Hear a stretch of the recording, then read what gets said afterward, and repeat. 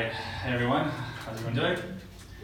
Great, so I'm Ilya, the CEO and founder of VanHack. I'm just going to tell you guys our story, talk about how we built an MVP, and how we now have a company. So quickly about me, because it's related to our business. My first memory ever was leaving the Soviet Union to move to Israel, being an immigrant. So it's something we do. And I was raised in Vancouver, British Columbia, then I immigrated to the US for 3 years, then I immigrated to Brazil for 4 years, went back to Canada, and now I'm here in Berlin. So immigration, moving is a big part of my life, and that's what we do. We help tech talent get jobs abroad. So when I came back from living in Brazil to Vancouver, this is our MVP here.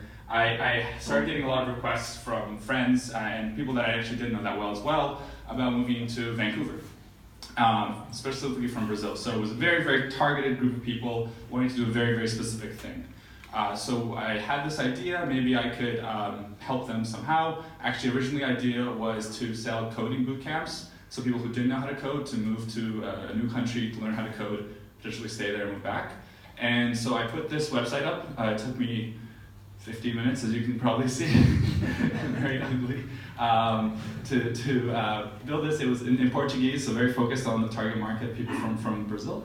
And it was all about just trying to get some emails. If you guys don't take anything from my talk, just remember the size of your email list is directly correlated to the value of your business. So start collecting emails and start getting customers, even if you don't have a product yet, build a community first. So I threw up this MVP. I used Unbounce, another great Canadian company, and we started getting emails. Actually, got a couple hundred emails. And what I realized was people wanted, instead of learning how to code, a lot of people who knew how to code and were senior developers wanted to move. So we did a little mini pivot, and I realized that because we did a lot of customer discovery. So in the beginning, we did meetups. This is actually a picture from our first ever meetup. This actually is Thiago, who's now our CTO, which is really cool. Kind of customer became a team member, and just learning from people, talking to people. Actually, I just joined the factory, and I had a half-an-hour conversation with Stefan, as the product manager, just interviewing me. What did I want? And I think that's really the biggest thing, is just sitting down, having a face-to-face conversation with someone. Something's a little bit missing in these days, having eye contact and speaking and feeling the body language of a person, rather than just sending out a form or something like this. I think it's much, much more valuable to get that. And if you can't do it in person, Skype is really good too. But I think that is much more valuable than any kind of surveys or things like this. So we did a lot of meetups, a lot of customer discovery, and then we started really trying to figure out how to, once we kind of had that MVP, how do we grow it? So as I mentioned, email was really important. We did a lot of posts in Facebook groups. I would start with paid advertising right off the bat. If you think you have something, throw $100 into Facebook ads or Google AdWords. Probably Facebook ads these days is better. See how many people come to landing page and convert, and then talk to those people who do convert, and the people who you get the emails from. Maybe they want to buy something, maybe they don't, but you'll definitely learn a lot, which is the most important thing.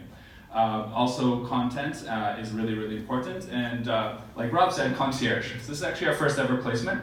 We connected Justin to Pedro. Actually ended up placing Pedro at another company, and we're still working with Justin and his company. But literally, it was me sending an email, actually it was a Facebook message from one company to one of our members, and there was no machine learning algorithm or AI or anything like that. It was just a personal connection.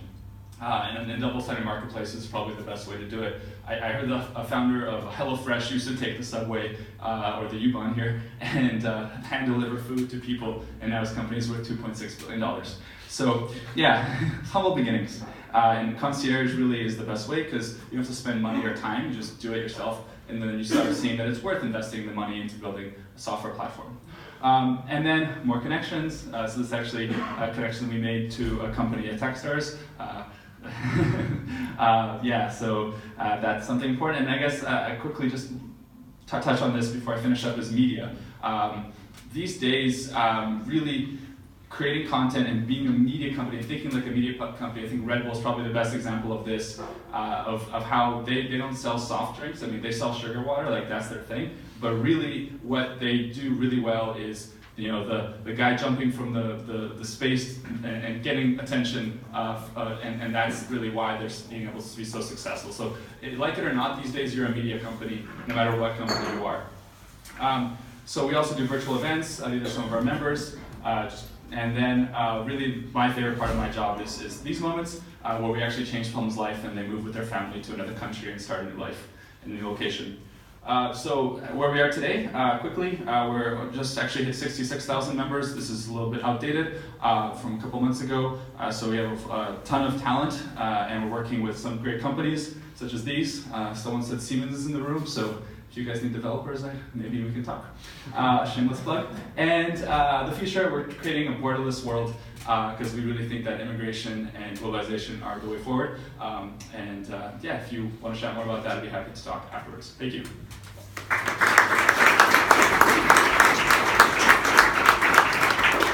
Oh yeah, questions? Yeah. Okay. Yes. You say that if you have an idea to start right away with paid marketing, that can be tricky.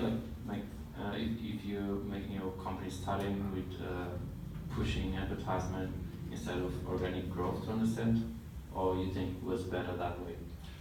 It's all about speed, right? These days, time is money. So if you want to, organically ask your friends first, of course. You want to do both. It's not an either or.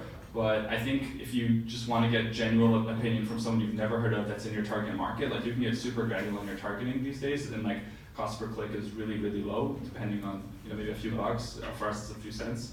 So you can really cheaply see if people are converting on the landing page, like there's something there that people that I've never spoken with want, and then just having that confidence is much better than, like Rob said, like if you just talk to someone of your friends, of course they're going to say they're going to buy it, but if some random stranger that's never heard of you personally and sees your product and wants to put their email address in and opt in, then that's a pretty good sign, and it's really like cheap. You can spend 20, 30, 40 euros and get something. So I think we'll do both. And of course, don't do this on any idea that comes to your head.